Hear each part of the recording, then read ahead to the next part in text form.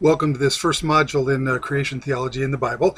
We want to take just a couple minutes here and kind of give you an introduction to what we're going to do during this week. First of all, think with me for a second about this question. Some Christians would tell you that the Old Testament is all about law and judgment.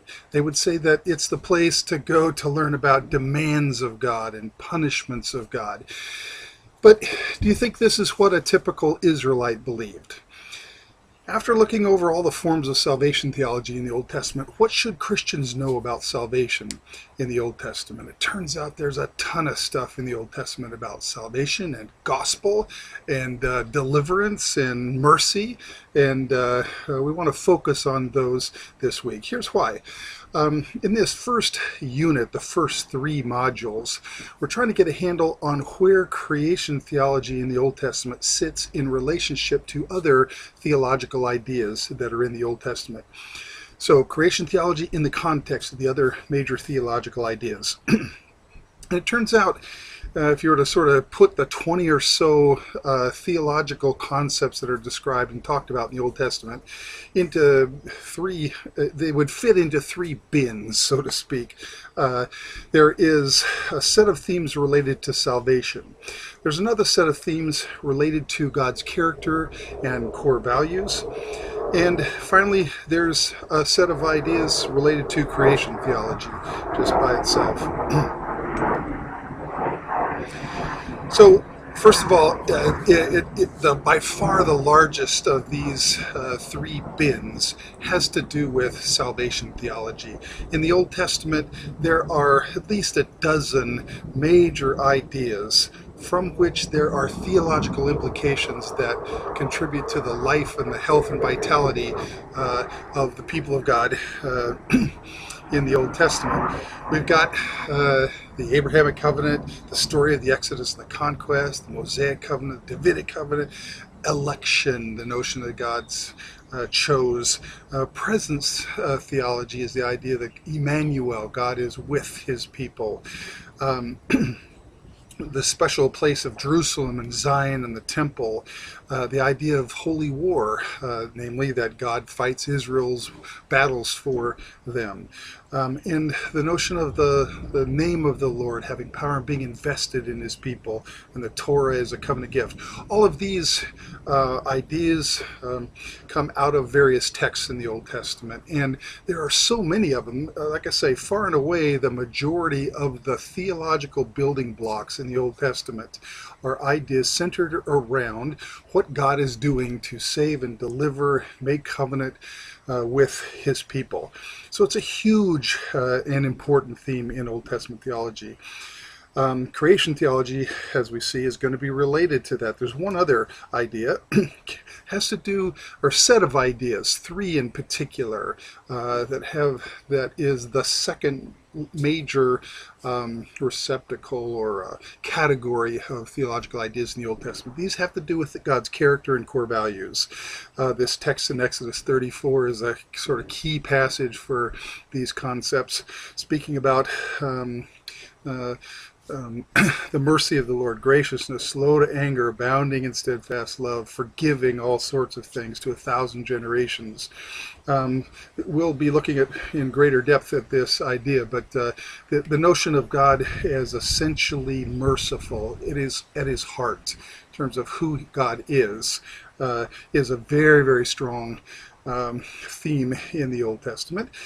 Closely connected to it have to do with the core values of this one whose heart is mercy, namely justice and righteousness. And we'll find several texts that speak in one way or another to this notion that justice and righteousness are the core values of God. God is committed to them. So the notion of the mercy, justice, and righteousness, God's character and core values, is the second major set of ideas that creation theology shares in the Old Testament, sort of competes with at certain times.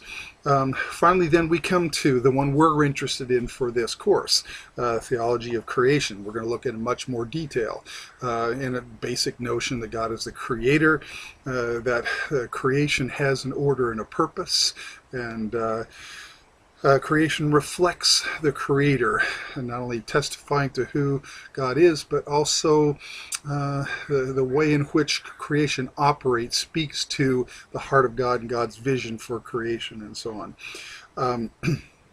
So again, what we're trying to do in this first module is begin to get a feel not so much directly on creation theology, but on the other big players in the Old Testament theology game, so to speak. Salvation theology is the first of those, and that's what we're focusing on this week. So our goal for Module 1 is to identify the various expressions of salvation theology in the Old Testament. How are you going to do that? We want to know what are the key texts. What are the main ideas in each of these? What are the other ideas that these ideas are connected to? And what's the typical implication of this idea? For instance, Emmanuel theology. If God be with us, then what? Then who can be against us? Since God brought us up out of the land, surely he will deliver us today. If the temple is God's house, then surely he will protect the people who are there. These are what we want to know is how did people take these ideas and unpack them and apply them to their understanding of what God was up to in their present.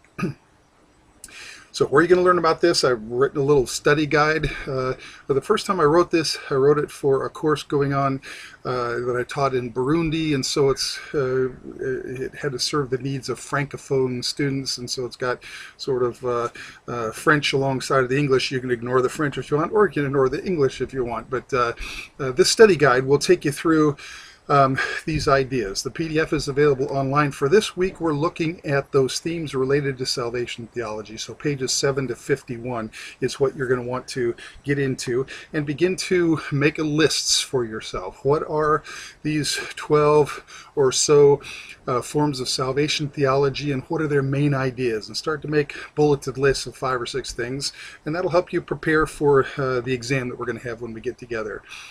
Other work in this module just be some reading, 2 rather brief chapters by Klaus Westermann. We're going to do 2 inductive studies on Deuteronomy 10 and Exodus 7, small passages from those 2 places. And then we're going to have a discussion. This week is especially about learning the ropes, the mechanics of being a virtual learning community, what we have to know to do all that kind of stuff. So how do you do an inductive study? How do you upload that study for evaluation? How do you complete assigned readings and report it on the website? How do you make a first substantive post, and what does that look like? And how is that different from these a dozen or so interactions we're going to do with one another, where we push one another's thinking and develop our own thinking in response to other people's pushings? And then finally, how do we signal growth and engagement in that final post? So these are the kind of ropes that we're trying to work on, and they are the mechanics that facilitate our function as a virtual learning community. So we're going to especially focus on the mechanics this week, and if we actually learn any content, so much the better. But for this week, that's the main thing we're trying to do. So again, I posed this question. We'll come back to it. And you're watching this video right now, which will kind of frame up the module. I'll also have some videos to help you prepare to do the inductive studies. You do the reading, the inductive studies. You upload the inductive studies to the website. You'll get some feedback on those. Then we head into the group discussion, and it's choreographed. The first the integrative question is there. You then do an initial post that has a certain look and feel to it. Then we go into our threaded discussion and do a final post, and then I'll give you some feedback at the end of that process. So we're going to be patient with one another as we learn the ropes. I'll be patient with you and try to learn the ropes together. We want to bring one another along. If you learn some things, pass on what you learn to other folks. And so here we go. Let's get started. Thanks a bunch.